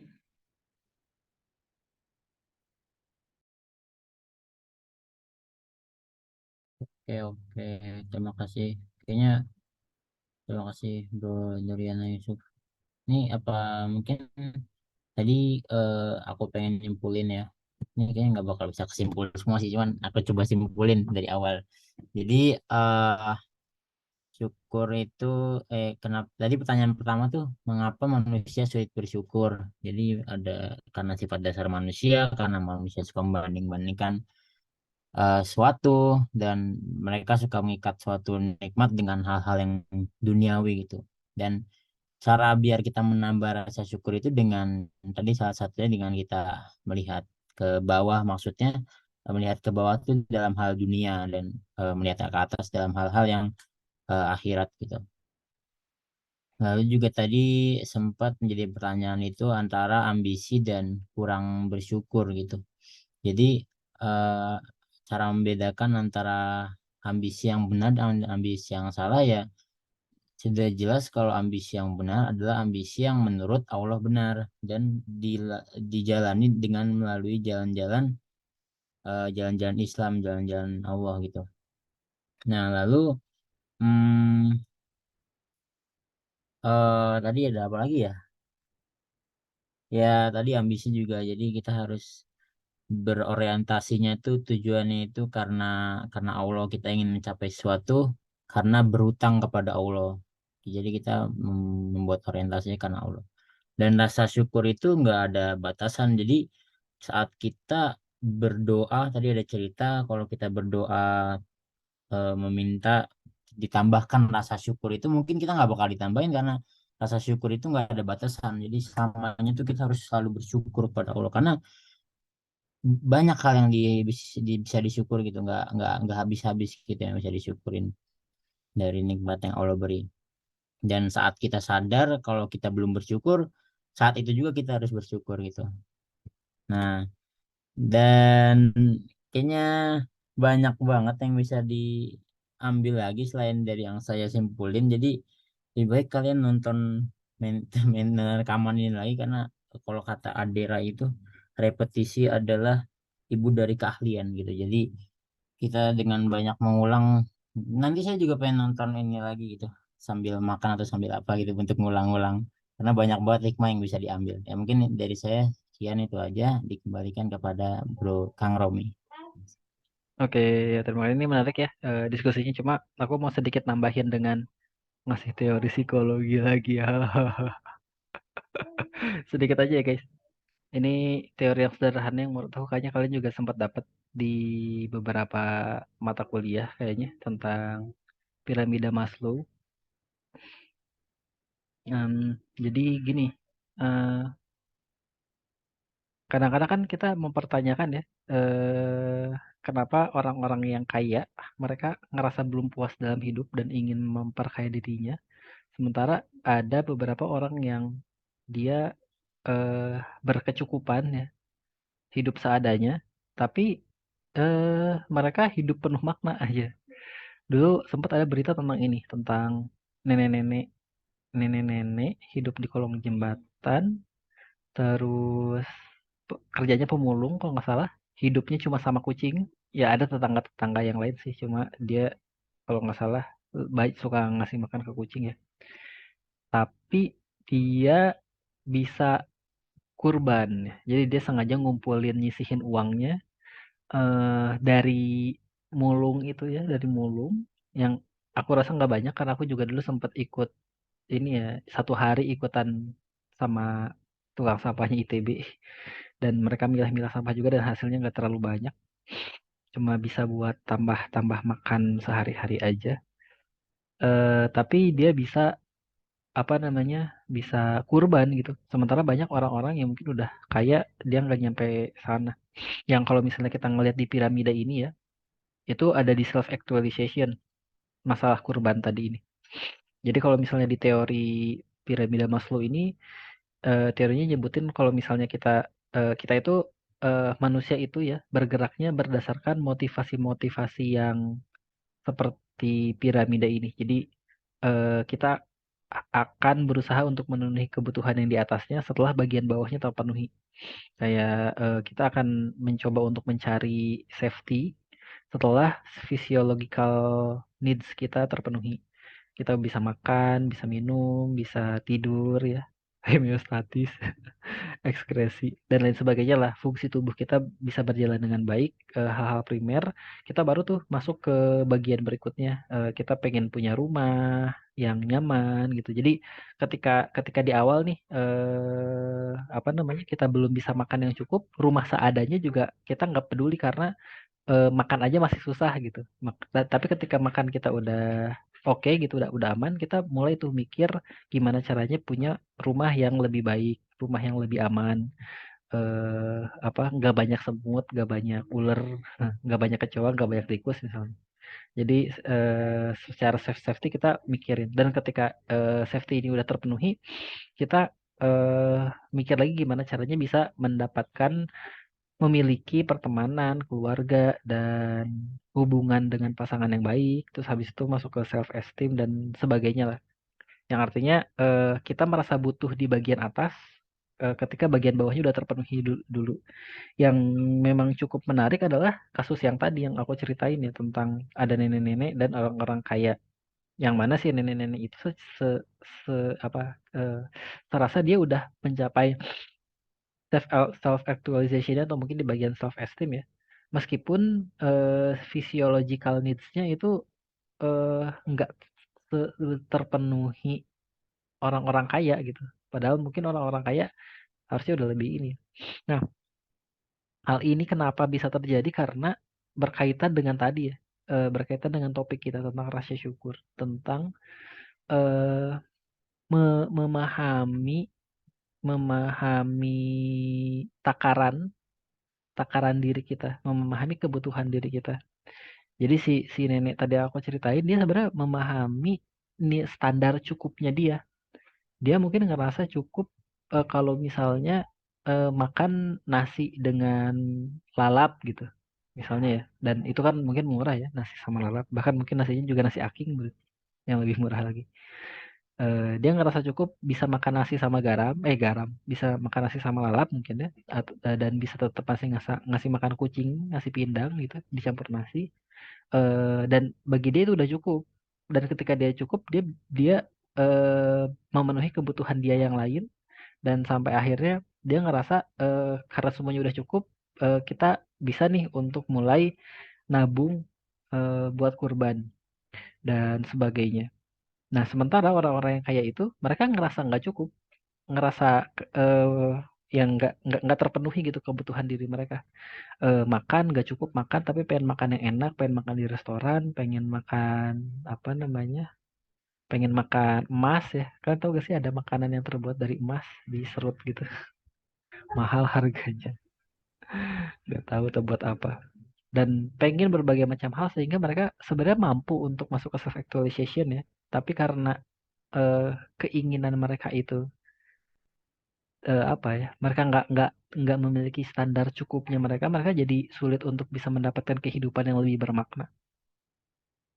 Nah, makanya di sini konsep syukur itu jadi penting. Karena ketika kita bersyukur ya, sebenarnya kita ngerasa bahwa eh, orang-orang yang bersyukur itu adalah orang-orang yang udah memahami standar nilai cukupnya dia.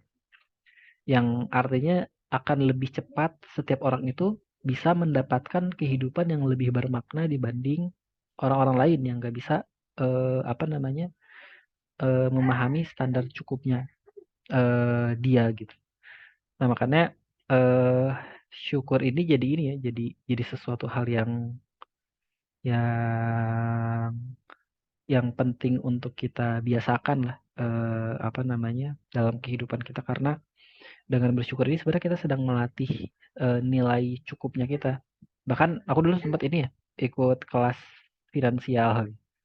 Eh, kan sebenarnya rezeki kita tuh udah pasti cukup ya. Udah pasti Allah cukupkan gitu. Untuk kehidupan kita tuh pasti cukup. Dan si pematerinya ngomong kayak gini. Sebenarnya yang bikin kita ngerasa uang, penghasilan dan sebagainya itu nggak cukup itu bukan apa? Bukan karena apa? Bukan karena uangnya yang kurang, tapi karena gaya hidup kita yang salah gitu. Jadi kita mengikuti gaya hidup, bukan mengikuti kebutuhan hidup. Kalau misalnya kita hidup untuk memenuhi kebutuhan hidup, rezeki yang Allah kasih ke kita tuh pasti cukup. Tapi kalau misalnya kita hidup untuk memenuhi gaya hidup, uang yang apa, rezeki yang Allah kasih ke kita tuh nggak akan bisa mencukupi gaya hidup kita gitu. Nah, makanya ya itu tadi ya, kita perlu bisa memahami standar cukupnya kita di mana, biar kita bisa melakukan hal lain yang lebih bermakna setelah kita merasa cukup atas itu semua. Yang itu sebenarnya dilatih dengan rasa syukur yang tadi mungkin udah dijelasin panjang lebar ya, di mana memang sulit bagi kita untuk mensyukuri apa-apa yang enggak kelihatan, kita lebih mudah untuk mensyukuri hal-hal yang kelihatan ya. Dapat mobil, dapat kesehatan gitu. Itu mungkin lebih mudah untuk kita syukuri dibanding kita mensyukuri dapat iman, dapat hidayah dan sebagainya gitu. Makanya ya pada dasarnya kan sebenarnya ketika tadi kita ngebahas tentang bersyukur itu nggak ada batasnya, artinya sebenarnya nikmat Allah yang perlu kita syukuri adalah segala sesuatu yang saat ini sedang kita rasakan. Dan manusia pasti hidup sambil merasakan gitu. Sehingga kita akan selalu mensyukuri. Bahkan beberapa ulama itu menyampaikan ketika kita mensyukuri sesuatu, kita harus bersyukur juga atas kebersyukuran kita. Karena Allah sudah membuat kita mampu untuk mensyukuri apa yang kita syukuri tadi gitu. Sehingga pada akhirnya bersyukur itu nggak akan bisa selesai. Karena kita mendapatkan nikmat, terus kita bersyukur. Setelah kita bersyukur, kita perlu bersyukur lagi karena Allah udah memberikan nikmat kepada kita untuk bisa bersyukur. Dan setelah bersyukur itu kita harus bersyukur lagi karena Allah udah memberikan kebersyukuran itu kepada kita gitu. Makanya syukur itu nggak bisa berhenti gitu. Dan segala sesuatu tetap harus kita syukuri sehingga kita ngerasa bahwa memang semua ini Allah yang ngasih. Makanya ketika tadi ada diskusi ya, sebenarnya gimana sih caranya biar kita bisa mudah untuk bersyukur ya? Kalau menurut aku secara pribadi ya, jawabannya mungkin kita perlu ngelihat bahwa sebenarnya kita nggak punya apa-apa. Apa yang kita miliki ini bukan punya kita gitu. Bahkan hidup kita pun bukan milik kita, raga kita pun bukan milik kita, jiwa kita pun bukan milik kita. Kita cuma diberikan keleluasaan aja saat ini ya di dunia oleh Allah untuk bisa melakukan apa yang bisa kita kontrol saat ini gitu. Kita mau megang sesuatu pakai tangan bisa, menggerakkan tangan bisa, menggerakkan bola mata bisa, berpikir bisa ya. Itu Allah kasih keleluasaan dan itu jadi salah satu nikmat yang perlu kita syukuri juga. Karena kita diberikan keleluasaan dan diberikan kesadaran untuk mengontrol apa yang dalam kontrol kita gitu. Nah, tapi sebenarnya hakikatnya itu bukan milik kita. Bahkan kita sendiri pun tidak memiliki diri kita gitu. Yang artinya sebenarnya kita zero tanpa Allah. Kita nol tanpa satu gitu. Ketika ada satu kita jadi bermakna. Ketika ada Allah gitu ya. Tapi Allah memang selalu ada ya. Ya kita ada kita punya makna gitu. Makanya kita nggak bisa dilepaskan keberadaan kita itu nggak bisa dilepaskan dari keberadaan Tuhan juga. Tuhan itu pasti ada. Ya jadi agak kemana-mana. Nah cuma apa namanya intinya ya kita suara nahu kedengeran ya. Nah intinya kita ini ya perlu terus untuk melatih kebersyukuran kita yang itu sebenarnya maknanya luas, nggak cuma tentang kita berterima kasih aja, nggak cuma sekedar ngucap hamdalah aja, tapi juga gimana caranya kita bisa memaksimalkan apa yang sedang kita miliki saat ini. Kita menyadari bahwa kita nggak memiliki apa-apa, kita udah dikasih banyak hal sama Allah, dan kita perlu memaksimalkan apa yang kita miliki, yang telah Allah berikan kepada kita untuk hal-hal yang baik di luar sana sebagai bentuk rasa terima kasih kita karena udah diberikan berbagai macam modal untuk bisa hidup di dunia. Itu sih mungkin ya untuk pertemuan kali ini. Terima kasih banyak mungkin buat teman-teman semua yang udah mau join dan aku mungkin mau ngasih tahu juga topik yang kita bahas nanti di pekan depan. Tapi jangan lupa ini ya isi jadwal lagi untuk minggu depan. Nah, untuk topik minggu depan kita akan ngebahas tentang bagaimana cara untuk menyatukan umat. Asik. Mudah-mudahan cukup menarik ya. Gimana caranya agar kita bisa menyatukan umat gitu.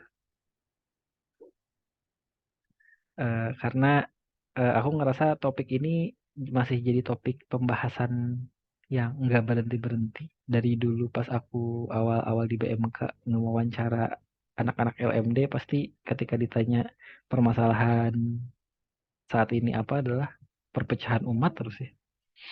Nah, tapi mungkin ini bisa jadi cukup menarik untuk kita bahas ya. Biar kita bisa memahami satu sama lain dan kita bisa membangun kesatuan dalam tubuh umat Islam. Oke, mungkin gitu aja dari aku sih mungkin ya. Makasih juga. Aku kembalikan ke Rifki deh. Kita sambil open cam foto. Oke, mari semuanya kita open cam.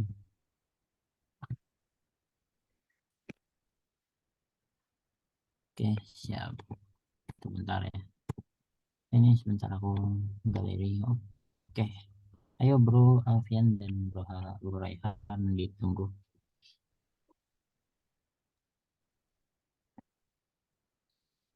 Nah, oke, siap ya. Dalam hitungan ketiga, satu, senyum, berikan gaya terbaik. 1, 2, 3. Ulang. Oke, mau. 1, 2, 3. Oke, makasih. Oke, makasih semuanya.